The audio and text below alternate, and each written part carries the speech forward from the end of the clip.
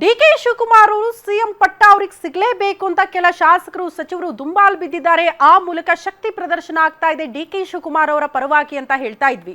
ಅದರ ಜೊತೆಗೆ ಈಗ ಮಲ್ಲಿಕಾರ್ಜುನ ಖರ್ಗೆ ಎಐಸಿಸಿ ಅಧ್ಯಕ್ಷರು ಅವರನ್ನ ಕೂಡ ಡಿಕೆ ಶಿವಕುಮಾರ್ ಅವರು ಭೇಟಿಯಾದಾಗ ಮಲ್ಲಿಕಾರ್ಜುನ ಖರ್ಗೆ ಅವರು ಕೂಡ ಡಿಕೆ ಶಿವಕುಮಾರ್ ಅವರಿಗೆ ಒಂದು ಅಭಯ ಕೊಟ್ಟಿದ್ದಾರೆ ಸಿಎಂ ಪಟ್ಟದ ವಿಚಾರಕ್ಕೆ ಸಂಬಂಧಪಟ್ಟಂತೆ.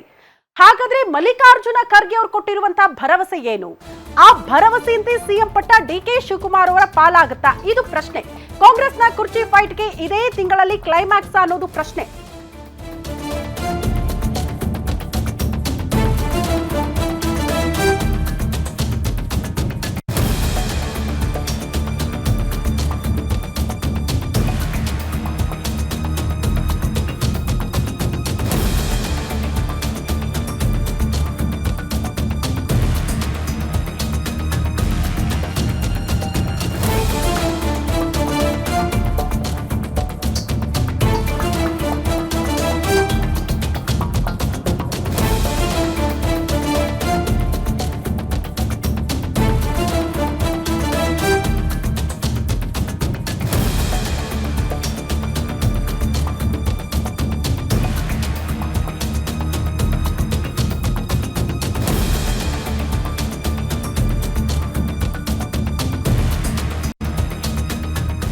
ಕಾಂಗ್ರೆಸ್ನ ಕುರ್ಚಿ ಫೈಟ್ಗೆ ಇದೇ ತಿಂಗಳಲ್ಲಿ ಕ್ಲೈಮ್ಯಾಕ್ಸ್ ಅನ್ನೋದು ಪ್ರಶ್ನೆ. ಕನಕಪುರದ ಬಂಡೆಗೆ ಮಲ್ಲಿಕಾರ್ಜುನ ಖರ್ಗೆ ಅವರು ಕೊಟ್ಟಿರುವ ಆ ಭರವಸೆಯಾದ್ರೂ ಏನು? ಅಂದುಕೊಂಡಂತೆ ಮುಖ್ಯಮಂತ್ರಿ ಆಗೇ ಬಿಡ್ತಾರಾ ಡಿಕೆ ಶಿವಕುಮಾರ್? ಹೇಳಿದಂತೆ ಇದೇ ತಿಂಗಳಲ್ಲಿ ಕ್ರಾಂತಿ ಆಗುವುದು ಫಿಕ್ಸಾ? ನವೆಂಬರ್ 30ಕ್ಕೆ ನಾಯಕತ್ವ ಫೈಟ್ಗೆ ನಿರ್ಣಾಯಕ ದಿನ ಅಂತ ಹೇಳಲಾಗ್ತಾ ಇದೆ. ಗ್ಯಾರಂಟಿ ನ್ಯೂಸ್ನಲ್ಲಿ ನವೆಂಬರ್ ಕ್ರಾಂತಿಯ ಎಕ್ಸ್ಕ್ಲೂಸಿವ್ ಮಾಹಿತಿಯನ್ನ ನಿಮ್ಮ ಮುಂದೆ ಇಡ್ತಾ ಇದ್ದೀವಿ. ಪ್ರಮುಖವಾಗಿ ಮಲ್ಲಿಕಾರ್ಜುನ ಖರ್ಗೆ ಅವರು ಕೊಟ್ಟಿರುವ ಭರವಸೆಗೆ ಸಂಬಂಧಪಟ್ಟಂತೆ ಬಹಳ ಮಹತ್ವ ಪಡೆದುಕೊಳ್ಳುತ್ತೆ ಎಐಸಿಸಿ ಅಧ್ಯಕ್ಷ ಮಲ್ಲಿಕಾರ್ಜುನ ಖರ್ಗೆ ಅವರು ಕೊಟ್ಟಿರುವಂತಹ ಭರವಸೆ. ಅವರ ಭರವಸೆ ಏನು? ಜೊತೆಗೆ ಯಾಕೆ ಇದೇ ತಿಂಗಳು 30ಕ್ಕೆ ಕ್ಲೈಮ್ಯಾಕ್ಸ್ ಅಥವಾ ಒಂದು ಅಂತಿಮ ನಿರ್ಧಾರಕ್ಕೆ ಬರಬಹುದು ಆ ದಿನಕ್ಕೆ ಅಂತ ಹೇಳ್ತಾ ಇದ್ದೀವಿ. ಆ ಕುರಿತ ಡೀಟೇಲ್ಸ್. ಖರ್ಗೆ ಮುಂದೆ ಡಿಕೆ ಶಿವಕುಮಾರ್ ಅವರು ಸತತವಾಗಿ ಲಾಬಿ ಮಾಡಿದ್ರು, ಒತ್ತಡ ಮಾಡಿದ್ರು, ಆ ಮೂಲಕ ಒಂದು ಭರವಸೆ ಪಡೆದುಕೊಂಡು ಬಂದಿದ್ದಾರೆ ಅಂತ.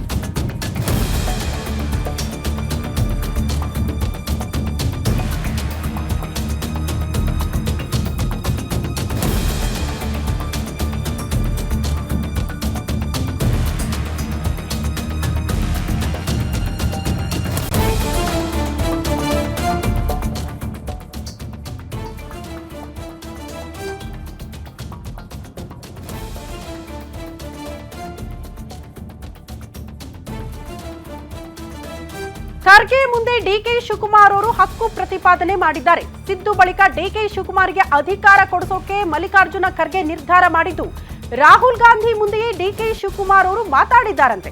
ವಿದೇಶದಿಂದ ನವೆಂಬರ್ 28ರಂದು ರಾಹುಲ್ ಗಾಂಧಿ ಅವರು ವಾಪಸ್ ಆಗ್ತಿದ್ದಾರೆ. ರಾಹುಲ್ ಗಾಂಧಿ ವಾಪಸ್ ಆಗ್ತಾ ಇದ್ದಂತೆ ಎಐಸಿಸಿ ಅಧ್ಯಕ್ಷರಿಂದ ಈ ಎಲ್ಲಾ ವಿಚಾರಕ್ಕೆ ಸಂಬಂಧಪಟ್ಟಂತೆ ವಿವರಣೆ ಕೊಡಲಾಗುತ್ತೆ. ಸಿಎಂ ಡಿಸಿಎಂ ನಡುವಿನ ಕುರ್ಚಿ ಕಿತ್ತಾಟದ ಬಗ್ಗೆ ರಾಹುಲ್ ಗಾಂಧಿ ಅವರಿಗೆ ವಿವರಣೆ ಕೊಡ್ತಾರೆ.